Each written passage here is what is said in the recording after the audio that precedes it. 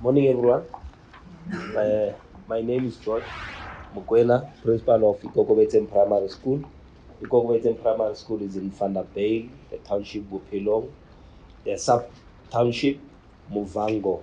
Muvango means it's a vendor word for confusion or fight, internal fight. So the school has 46 educators, 9 grade R practitioners, 1,898 learners, 48 classrooms, 11 mobile classrooms. When I joined the first day of launching of the Partners for Possibilities in the VAL, I was not part. I sent over my HOD. I was very skeptical about joining because normally we are always busy as principals. We have excuses offered in terms of attending meetings. My first attendance, I met Jolene, who's my partner here. We went on up until September. November. Yes. Yeah. November we were supposed to meet. Unfortunately, I couldn't attend due to other factors. But joining Partners for Possibilities made me to realize that in my 12 years of being a school principal, it's not easy because at times we take decisions, uninformed decisions. At times you are led by the situation, you end up taking irrational decisions. Then I've learned from being part of this, a larger group, that it is always better to listen to others, even though some of the inputs that would come from others wouldn't make sense to you, because we are in a department that speaks about delivery, continuous delivery. My partnership with Jolene went a long way up until in November, October, November, something very terrible happened in our space. We did not divorce.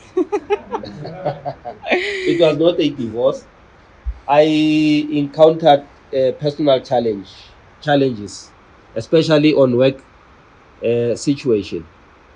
I was locked out of the schoolyard. I was chased by the community members.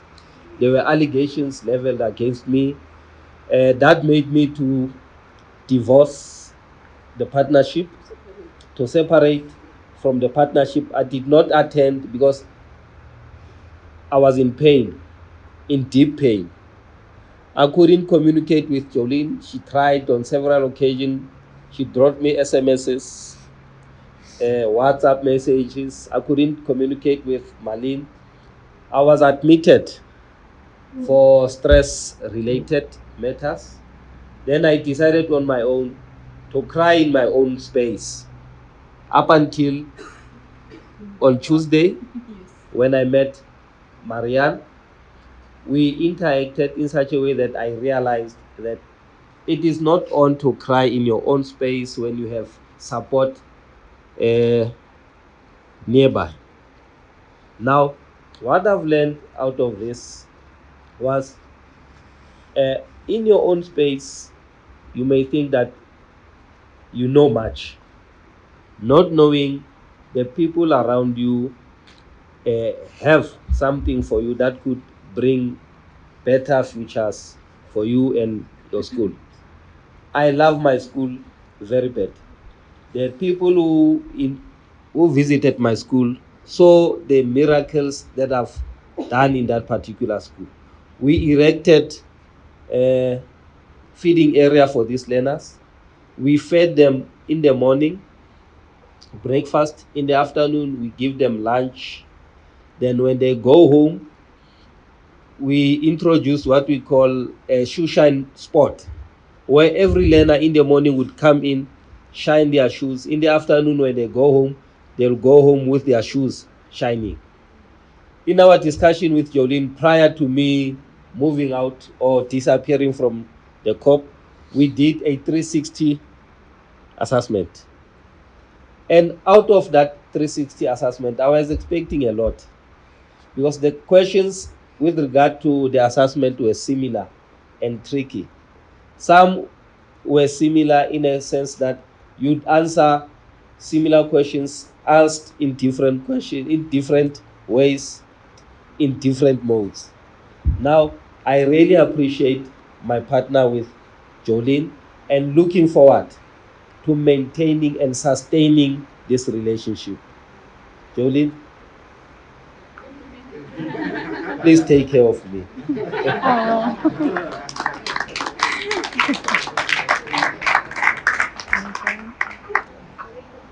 Thank you, George. Me. Right, everyone, my name is Jolene. I'm George's partner. Thank you for your kind words. As you've heard, we've had some challenges in our partnership, but I've still learned a lot through the year, especially in my personal capacity. So a year ago, right about when we started Partnerships for Possibility, one of my friends asked me, "What is your word for the year?" So I said, my word for the year is self-care. And soon after that, my word changed. And my new word became no. Now, there are a lot of people in this room today that have been on the receiving end of some of those no's. And it was difficult for me at first. I'm a big people pleaser. And it's difficult for me to say no without experiencing feelings of guilt. But as I got to do it more and more, it became more comfortable for me to do, and I started reaping the benefits of it.